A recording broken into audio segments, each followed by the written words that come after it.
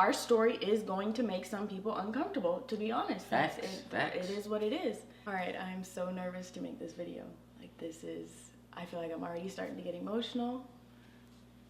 Yeah, trying to hold it back, but it's not really working. But we need to talk. This is basically our last video. It was yes, it was our story. Yes, it was true, but it wasn't, I would say, the real of what happened. There was a lot that happened that we left out because our story is so different from what a lot of people have heard. So it's kind of like, okay, well, let's water down our story. Let's make it appear that it's something that it's not, to basically appease other people. But I mean, to talk to you about it, it's kind of like, God did put us on this platform. So with him putting us on this platform, it is because he wants us to share our story. So why would we share down a watered down version of our story? Why would we share our story in a way to make other people feel comfortable, really? Our story is going to make some people uncomfortable, to be honest. Facts. It is what it is. And so we're going to come on here and we're going to be real and share our story and how it really went.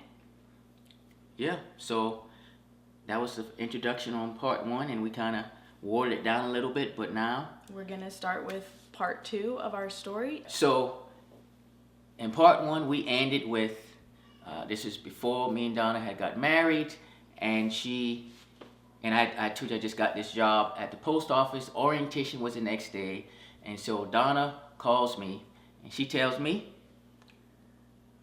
not to take the job. It was, God basically told me in my quiet time that Decoy is not to take the job, which was a big deal because he was looking forward to this. I was looking forward to this, for him to provide for us, for there to be something there for the wedding. But God literally said, no, he's not to take the job. And 2, there was no explanation on why. So it was definitely difficult to have to deliver that word and to have never met his family before.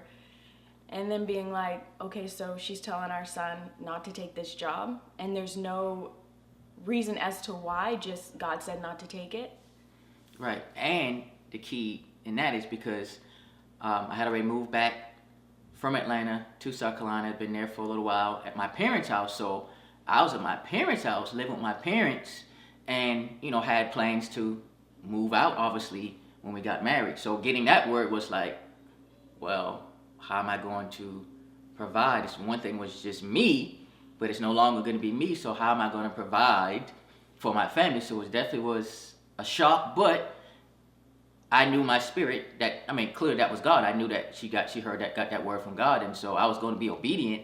And so that's kind of how the journey kind of started now, on this faith journey of, finances and so many other things in the marriage. So I guess now we'll start with us living in Charleston, South Carolina. That's where we got married at. And so we'll kind of tell about our time there and just the warfare and everything that happened in Charleston. So at this point, I moved to Charleston, and then about a day or 2, we get married. And then... So how did you feel when you made that move, like officially being in Charleston, South Carolina, out of Oklahoma? Oh, I was glad to be out of Oklahoma. It was definitely nerve-wracking. It was definitely, there was some fear there because I'm out of my comfort. I'm now married. I'm living with my husband's parents, and basically, if you think about it too, we didn't even know each other very much. We got married on God's timeline, but we knew that we knew each other in the spirit. We knew what we felt. We knew what God had done, that it was like we already knew each other in the spirit, but as far as in the natural, there was some building we had to do. There was some developing that friendship and all that. So none of that was there. It was just, okay, we know each other in the spirit, but now all the natural stuff. We got married without having that because we were doing it on God's timeline. So here we are, we're married. To be real, I was lonely. I'm away from my family. I just had, it was just basically London and I. That was it, living with my husband and his parents, and it was lonely. I was out of my comfort zone. There was nobody. I couldn't even really say that I knew Decoy because I didn't really know him at the time, because the timeline was so quick. Now, I would never take back the timeline. That was God's timeline that was how he wanted it done. I'm fine with that, but it was definitely lonely. There was And a lot of the spirit connection, like I said, so we're going back to that. The spiritual connection was so strong. We think about how powerful that was. Like when we first met and was talking, like it was like it was like we already knew each other. Like we knew each other for years. Like that's what that spiritual connection felt like. And then it was almost like that kind of moved to the side, and now it was like, okay, now it's real. We have to get to know each other on this natural level. We have to build this friendship, build this love. And people are used to going into a marriage already being at that point. And we were going into our marriage, not having any of that, not having the friendship built yet, not having the love built yet. It was just that spiritual connection that we could feel, which was a big deal, which we would rather have that first than the other piece because of how powerful that spiritual connection is. But a lot of people don't even talk about that. Yeah, and honestly, it's the spiritual connection that we had that helped us to even get to that point of getting right, married. get married and getting through all the warfare that we endured. If it was not for that spiritual connection, my goodness, I couldn't imagine. If it was just the surface, it was just flesh, it was just, no. No, if it was just flesh and this, oh, I love you, I'm in love with you, which is, this whole lust and all that stuff, we definitely wouldn't have made it. What like Decoy said, what helped us to last was that spiritual connection. That's what kept us afloat with everything that we went through, because we went through a lot. There was, to be real again, we almost didn't even make it to the October 23rd celebration. Well, I knew that we were going to, because it didn't matter what Decoy said, we were making it to October 23rd. But from him, we can talk about the marriage license. Oh, the marriage license. So yes, we already had the marriage license.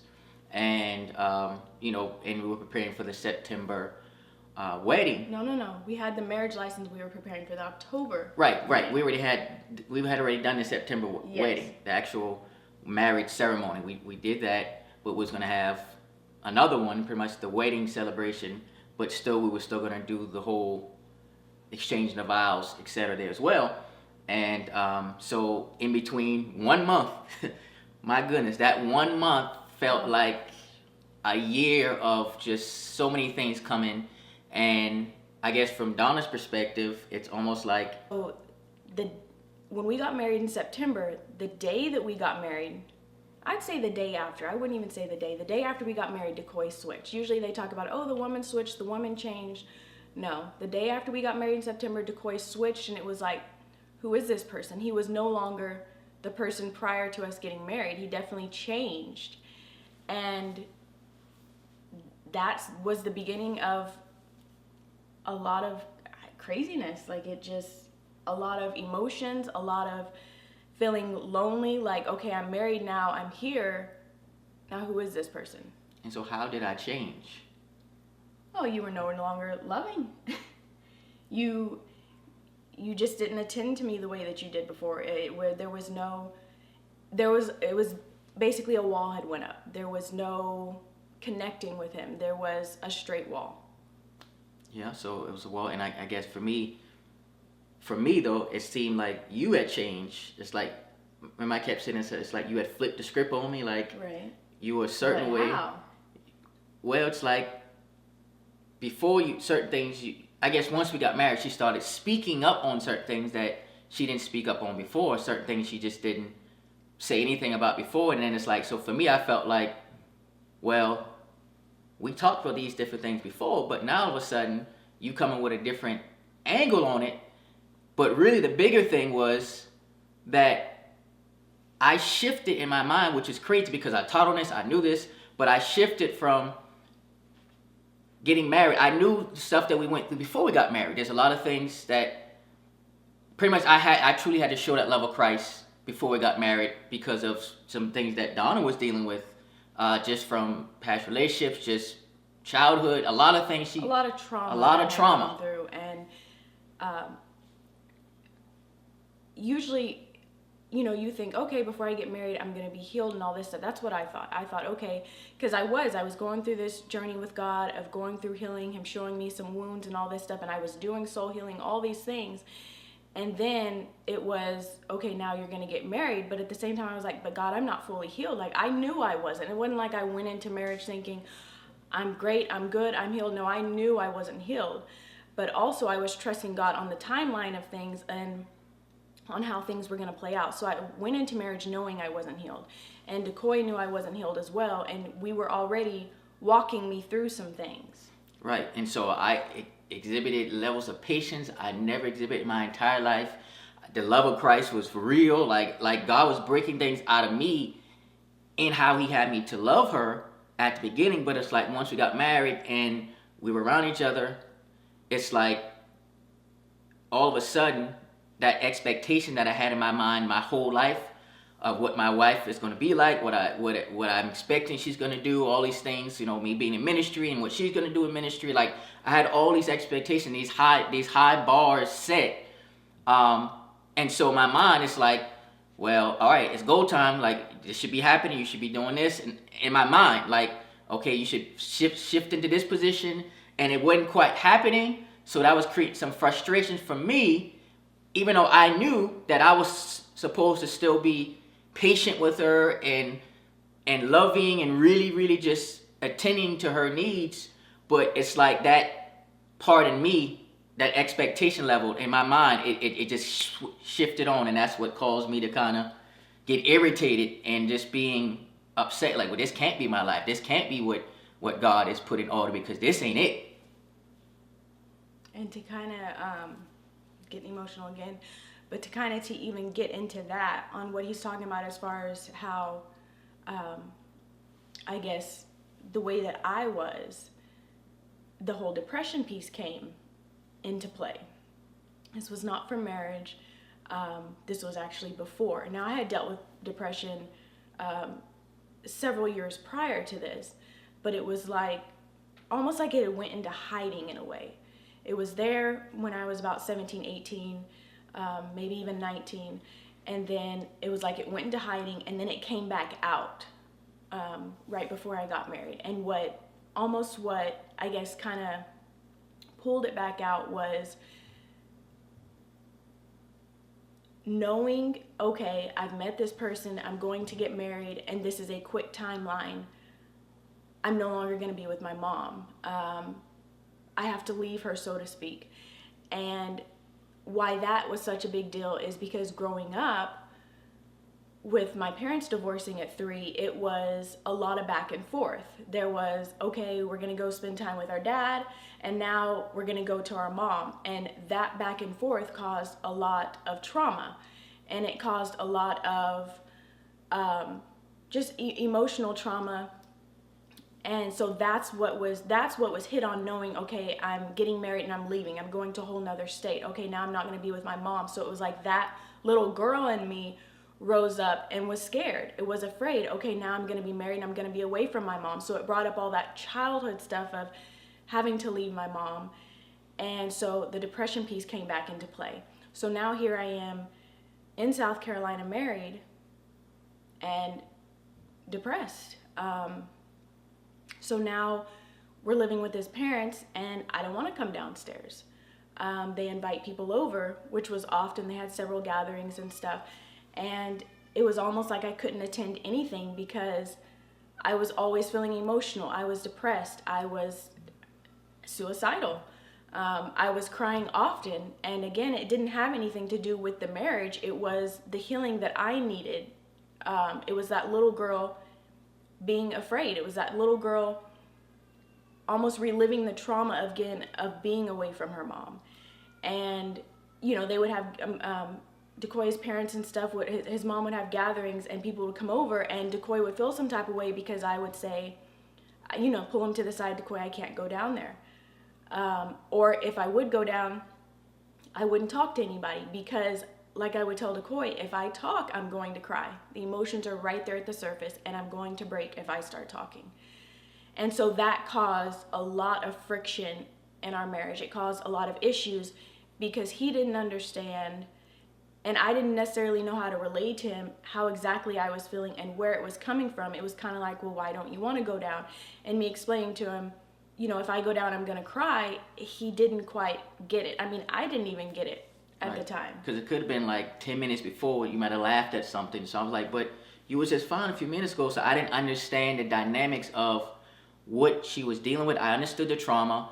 And like she said, I shifted from being extra patient, extra understanding, just super careful with everything to now my image. It's about my image. Like, what people gonna think? That, you already know this expectation. I've been in ministry this whole time, and this expectation. And then now people coming around. If my wife's not there, my wife's not coming, what is it gonna look like? So I was that whole image piece was coming back. I was big on image, and so all that stuff was coming to the surface. So here I'm thinking she's bringing her baggage, but I had baggage that I didn't realize that was there, and I was.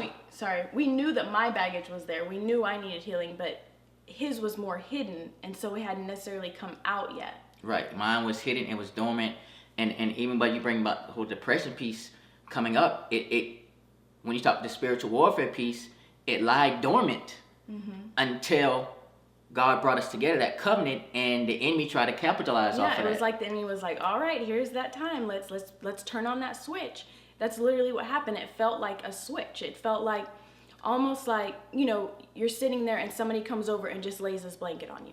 That's what it felt like. It felt like somebody just came and placed something on me and I couldn't get it off. And it's like I was expecting you to perform, and was looking like not understanding what she was really experiencing. Like, I saw it, but it still wouldn't register to me. Like, okay, well, it's fine. You can push past it. Like, I'm thinking this is just, okay, depression, but it's not that bad, kind of, not to the degree that, as we saw how bad it really was over time, but it still wasn't clicking for me because I was so focused on image, perception, and this is what comes with the territory. You knew this is what it was before we got married, so that was more of my focus. Like, because the thing is with depression too, there are so many different levels. Because I would even say the depression that I had when I was about 17 or 18, it was at such a completely different level, a lower level than this depression I was now experiencing. And then I also too felt bad because it's, I want to go downstairs. I want to, be with them with the gatherings, and I couldn't be. There were times, yes, that I was, and I would push through and I would put on and I would smile or whatever.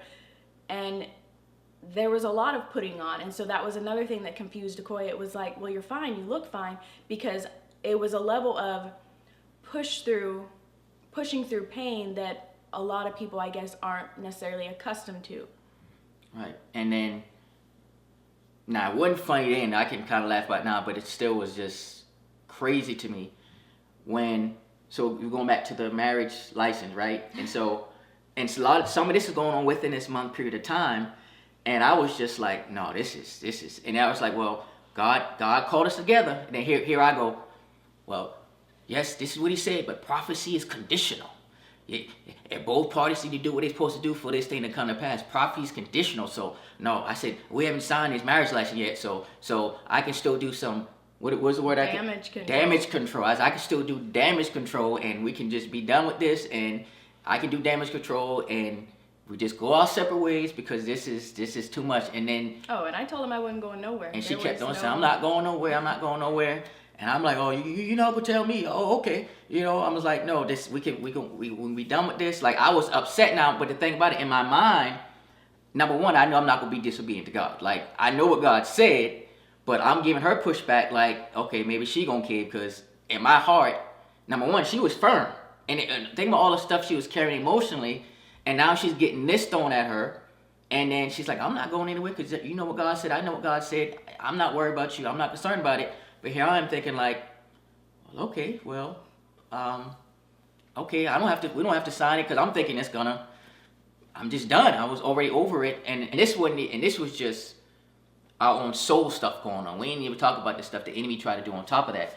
But it was like I was feeling like, again, it was about that whole image piece that you want aligning with the image. So something that I said all the time was like, combine all of my relationships that I've ever been in, any of those relationships, any bad that happened, you can put all that together. And being with Donna, I was like, that was worse than all my relationships combined. I would say this to her a lot, right? Yeah. Because I was just upset. Like, it wasn't aligning with my image, what I had in mind, my expectations, how my wife's supposed to be, what she would be doing, all these dreams I had about what we do together. And now it was collision, but really, it wasn't for how you was treating me. I mean, how was I treating you? I mean, she was treating me great. She was still herself. It's just her not aligning to my image. Basically, it was the whole depression piece, because it was almost like I was in hiding and he wanted me out front, and it wasn't time for me to be out front yet. Right, and that caused, so really I was fighting with myself. The baggage I brought was these own internal things I had that was dormant, and then it all came out. And I was like, oh man, this is not right. So I was fighting with myself. Essentially, I was fighting against myself, and that baggage was then coming with her baggage, and it was just wall after wall, all these walls that were coming out. And look, this was nothing that premarital counseling was going. This stuff was coming out as we walked out our marriage. It was coming to the surface. Like God was bringing stuff to the surface that had to be dealt with. Some things I didn't want to face. Right. Some things you didn't want to face, but we had to face it and walk it out by faith. So that's why I kept on saying, well, I can do damage control. I can do damage control. We don't have to get October. Don't have to happen. We haven't signed a marriage license, so I can do damage control, and we can kind of be done with all of this. That was my mind, but I knew, of course. So did you sign the marriage license? Well, in October, yes, I did sign it, because Donna kept saying, I'm not going in. She kept saying, what you kept saying? That I wasn't going anywhere. God said this was supposed to happen. I was going to be obedient. This was going to happen, even though we both didn't like the way it felt. We both didn't like the way it looked. But it was like I could still see the end result. Like, it's going to be what God wants it to be. It's going to happen. It's just, we got to get through this stuff. And that's where her faith, again, her faith always stretched me. When we met, I thought I had great faith. Her faith swallowed my faith. Like her faith was firm. It stretched my faith. And so by her saying that, it did something inside of me, like, oh boy, you know you ain't about to disobey God. You know what God said. It's not like you going about to tell God what you're going to do. It's like I was telling God what I was going to do, because I was upset. I was in my feelings. I was the one emotional at this point, like all about image. And so God had to break that out of me during that process. We're in October, and the day of the wedding, right? The day of the wedding. The day of the wedding, you go to get your beard cut, your hair cut, something. Right, I go to get my hair cut, and I'm going to the car, and this lady comes up to me. She's like, I'm feeling the energy coming off of you. I'm feeling the energy. Here's my card. So she was a witch, but you know, I guess doing psychic reading, some of that. But I said, no, that's fine. I said, and I just released anointing on and whatnot. So right there, she literally came up to me as this day of the wedding.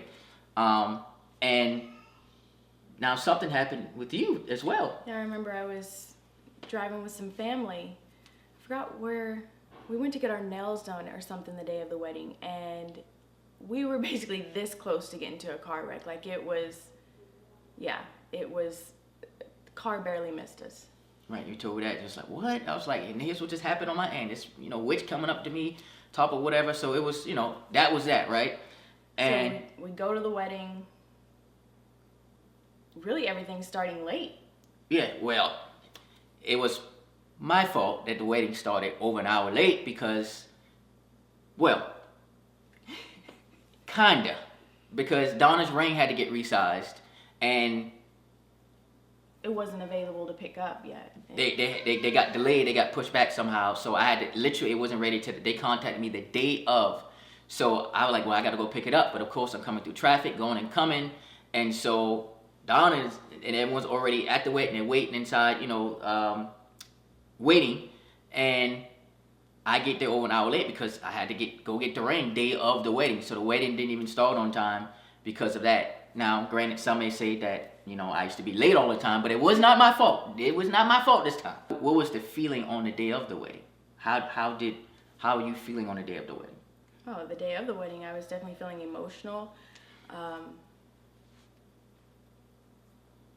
The day of the wedding was definitely hard. It was more of, okay, let's press through, because at this point, again, I'm depressed. At this point, again, suicidal. But it was like, okay, press through, get through the wedding,